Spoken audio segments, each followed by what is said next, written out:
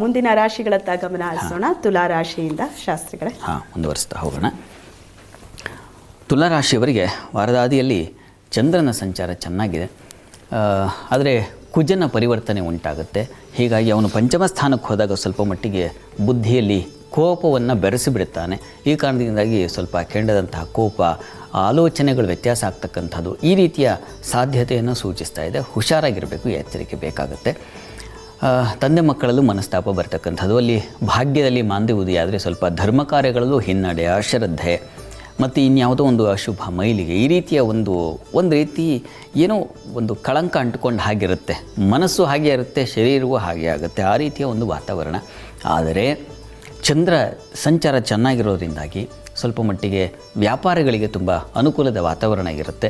ಸ್ವಲ್ಪ ವ್ಯವಹಾರ ಚಟುವಟಿಕೆಗಳಲ್ಲಿರ್ತಕ್ಕಂಥವ್ರಿಗೆ ಸ್ವಲ್ಪ ಉತ್ತಮವಾದ ಫಲ ಇದೆ, ಆತಂಕ ಬೇಡ. ಆದರೂ ಸ್ವಲ್ಪ ಜಾಗ್ರತೆ ಬೇಕು. ಬಹಳ ಬೇಗ ಕೋಪಕ್ಕೆ ತುತ್ತಾಗ್ಬಿಡ್ತೀರ, ಗಮನ ಇರಲಿ. ಇನ್ನು ವಾರದ ಅಂತ್ಯ ಗಮನಿಸೋಣ.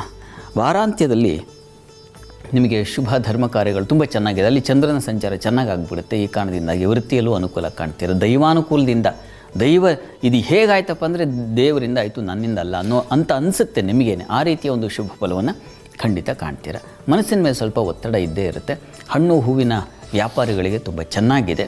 ನಿಮಗೆ ಮುಖ್ಯವಾಗಿ ಮಕ್ಕಳ ವಿಚಾರದಲ್ಲಿ ಸ್ವಲ್ಪ ಹೆಚ್ಚಿನ ಭಾರ ಅನಿಸುತ್ತೆ, ಮನಸ್ಸಿಗೆ ಹೊರೆ ಆಗುತ್ತೆ. ಅವರ ಚಟುವಟಿಕೆಗಳು, ಅವರ ವರ್ತನೆಗಳು ನಿಮ್ಮ ಬುದ್ಧಿಗೆ ಎಡೋದೇ ಅವರ ವರ್ತನೆಗಳಿಂದ ಅಂತ ಅನಿಸುತ್ತೆ.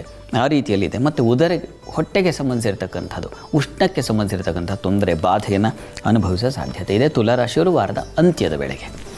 ಹೀಗಾಗಿ ಸ್ವಲ್ಪ ಹುಷಾರು, ಗಮನ ಇರಲಿ. ಲಲಿತಾ ಸಹಸ್ರನಾಮ ಹೇಳ್ಕೊಳ್ಳಿ, ದುರ್ಗಾ ಕವಚ ಹೇಳ್ಕೊಳ್ಳಿ, ಇದು ನಿಮಗೆ ಅನುಕೂಲ ಮಾಡುತ್ತೆ. ವೃತ್ತಿಯಲ್ಲಿ ಇತ್ಯಾದಿ ಏನೂ ತೊಂದರೆ ಇಲ್ಲ, ಆತಂಕ ಬೇಡ. ಲಲಿತಾ ಸಹಸ್ರನಾಮ ತುಂಬ ಸಹಾಯ ಮಾಡುತ್ತೆ. ಪ್ರತಿ ದಿವಸ ನೀವು ಹೇಳಿಕೊಂಡ್ರೆ ಬಹಳ ಒಳ್ಳೆಯದು ತುಲಾರಾಶಿಯವರು. ಇನ್ನು ವೃಶ್ಚಿಕ ರಾಶಿಗೆ ಹೋಗೋಣ. ವೃಶ್ಚಿಕ ರಾಶಿಯವರಿಗೆ ವಾರದ ಆದಿಯಲ್ಲಿ ದಾಂಪತ್ಯದಲ್ಲಿ ಅನ್ಯೋನ್ಯತೆ, ಧರ್ಮ ಶುಭ ಕಾರ್ಯಗಳು ಚೆನ್ನಾಗಿದೆ.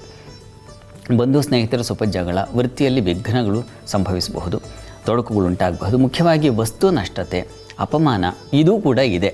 ಅಲ್ಲಿ ಅಷ್ಟಮದಲ್ಲಿ ಗುರುವಿನ ಜೊತೆಗೆ ಮಾಂದ್ಯ ಇದ್ದಾಗ ಅಪವಾದ ಬರುತ್ತೆ. ಹಣಕಾಸಿನ ವಿಚಾರದಲ್ಲಿ ಯಾವುದೋ ಇನ್ನೊಬ್ಬರದ್ದು ಆಸ್ತಿಯೋ ಮತ್ತೊಂದು ನಿಮ್ಮ ಹತ್ರ ಅಡ ಇಟ್ಟೋದು ಮತ್ತೊಂದು ಇದ್ದರೆ ಅದರ ವ್ಯತ್ಯಾಸದಿಂದಾಗಿ ನಿಮಗೆ ತೊಂದರೆ ಉಂಟಾಗುವ ಸಾಧ್ಯತೆ. ರಹಸ್ಯ ಸ್ಥಳದಲ್ಲಿ ಮಾಂದ್ಯ ಸಂಚರಿಸುವಾಗ ಹೇಗೆ ಕೆಡಕು ಬರುತ್ತೆ ಹೇಳೋಕ್ಕಾಗಲ್ಲ. ಆ ರೀತಿಯ ಒಂದು ಎಚ್ಚರಿಕೆ ಬೇಕು. ಮತ್ತು ಗಾಸಿಪ್ಸು ಇತ್ಯಾದಿ ತುಂಬ ಒಳ್ಳೆಯ ವ್ಯಕ್ತಿಗಳ ಮೇಲೆ ಅಪವಾದ ಬಂದುಬಿಡ್ತಕ್ಕಂಥ ಸಾಧ್ಯತೆ, ಈ ರೀತಿಯ ಒಂದು ಸಾಧ್ಯತೆ ಇದೆ. ಬಹಳ ಎಚ್ಚರ ಬೇಕಾಗುತ್ತೆ.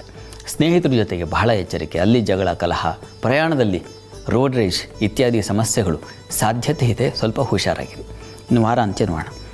ವಾರಾಂತ್ಯದಲ್ಲಿ ವೃತ್ತಿಯಲ್ಲಿ ಎಚ್ಚರ ವಹಿಸಬೇಕು.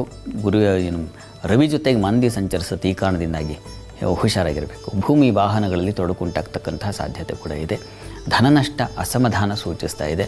ಅಲ್ಲಿ ಅಷ್ಟಮದಲ್ಲಿ ಗುರು ಚಂದ್ರರಿದ್ದಾಗ ತೊಡಕೆ ಇರುತ್ತೆ. ಆರೋಗ್ಯದಲ್ಲಿ ಏರುಪೇರು, ಹಣಕಾಸಿನ ತೊಡಕುಗಳು, ಸ್ತ್ರೀಯರಿಗೆ ಅಪಮಾನ, ಸ್ತ್ರೀಯರ ನಡುವೆಯೇ ಘರ್ಷಣೆಗಳು, ಚಕಮಕಿ ಈ ರೀತಿಯ ಸಾಧ್ಯತೆ ಇರುತ್ತೆ. ಸ್ವಲ್ಪ ವೀಕಾಗಿದೆ, ಹುಷಾರು. ಮನಸ್ಸಿಗೆ ಪೆಟ್ಟಾಗೋ ಸಾಧ್ಯತೆ ಹೆಚ್ಚು.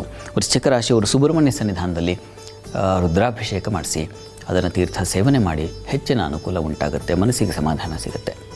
ಇನ್ನು ಧನುರಾಶಿಗೆ ಹೋಗೋಣ.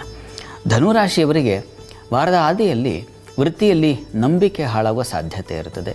ದಾಂಪತ್ಯದಲ್ಲಿ ಮನಸ್ತಾಪಗಳು ಬರೋ ಸಾಧ್ಯತೆ, ಮಾನಸಿಕವಾಗಿ ಸ್ವಲ್ಪ ಅಸ್ವಸ್ಥತೆ, ವ್ಯಾಪಾರಿಗಳಿಗೆ ಸ್ವಲ್ಪ ತಗಾದೆ. ಸ್ವಲ್ಪ ನಿಮಗೂ ವಾರದ ಆದಿಯಲ್ಲಿ ಏನಪ್ಪ ಹೀಗಿದೆ ಅಂತಂದರೆ ನೋಡಿ, ಕರ್ಮಾಧಿಪತಿ ಜೊತೆಗೆ ಕುಜನ ಸಂಚಾರ ಆಗುತ್ತೆ. ಅದು ಹುಂಬತನ ತಂದುಕೊಡುತ್ತೆ, ಅತಿಯಾದ ಹೋರಾಟದ ಸ್ವಭಾವ ತಂದುಕೊಡುತ್ತೆ. ತನ್ಮೂಲಕ ಒಂದು ಪ್ರಮಾದಕ್ಕೆ ಸಿಕ್ಕಾಕೊಂಡ್ಬಿಡ್ತೀರ. ಈ ಒಂದು ಸಾಧ್ಯತೆ ಸೂಚಿಸ್ತಾ ಇದೆ. ನಮ್ಮ ಮನಸ್ಸು ಹಾಗೆ ವರ್ತಿಸುತ್ತೆ ಅಂತ. ಗ್ರಹಗಳು ಇಂಥ ಕಡೆ ಸಂಚರಿಸುವಾಗ ನಮ್ಮ ಬುದ್ಧಿ ಮನಸ್ಸು ಹಾಗೆ ವರ್ತನೆ ಮಾಡುತ್ತೆ. ತನ್ಮೂಲಕ ಒಂದು ವ್ಯೂಹಕ್ಕೆ ಸಿಕ್ಕಾಕೊಂಡ್ಬಿಡ್ತೀವಿ. ಇದರಿಂದ ನಾವು ಎಚ್ಚರಿಕೆ ಇರಲಿ ಅಂತಲೇ ಈ ವಾರ ಭವಿಷ್ಯ.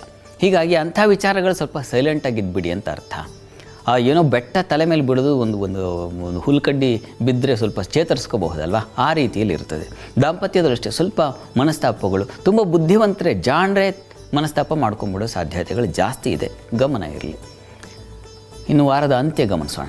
ವಾರಾಂತ್ಯದಲ್ಲಿ ಸ್ವಲ್ಪ ಚೇತರಿಕೆ ಆಗುತ್ತೆ. ಗುರುವಾರದಿಂದ ಈ ಫಲಗಳೆಲ್ಲ ಸ್ವಲ್ಪ ನಿಮಗೆ ಆ ತೊಂದರೆಯಿಂದ ಹೊರಗೆ ಬಂದೆ ಅನ್ನೋ ಭಾವನೆ ಕೊಡುತ್ತೆ. ದಾಂಪತ್ಯದಲ್ಲಿ ಅನ್ಯೋನ್ಯತೆ ಇತ್ಯಾದಿ ಕಾಣ್ತೀರ. ಬಂಧು ಮಿತ್ರರಲ್ಲೂ ಸ್ವಲ್ಪ ಮಟ್ಟಿಗೆ ಅನುಕೂಲತೆ ಕಾಣ್ತೀರಾ, ವ್ಯವಹಾರಗಳಲ್ಲಿ ಅನುಕೂಲತೆ ಕಾಣ್ತೀರಾ. ಸ್ವಲ್ಪ ಆ ವ್ಯೂಹದಿಂದ ಹೊರಗೆ ಬಂದಪ್ಪ ಸದ್ಯ ಅಂತ ಮನಸ್ಸೇ ಒಂದು ಸಮಾಧಾನ.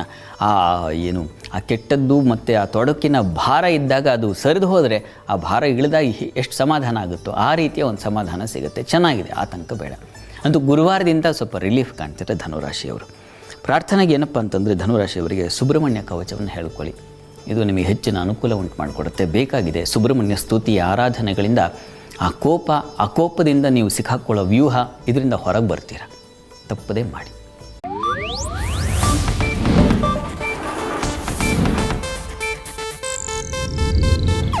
ಇದು ಏಷ್ಯಾನೆಟ್ ನ್ಯೂಸ್ ನೆಟ್ವರ್ಕ್ ಪ್ರಸ್ತುತಿ.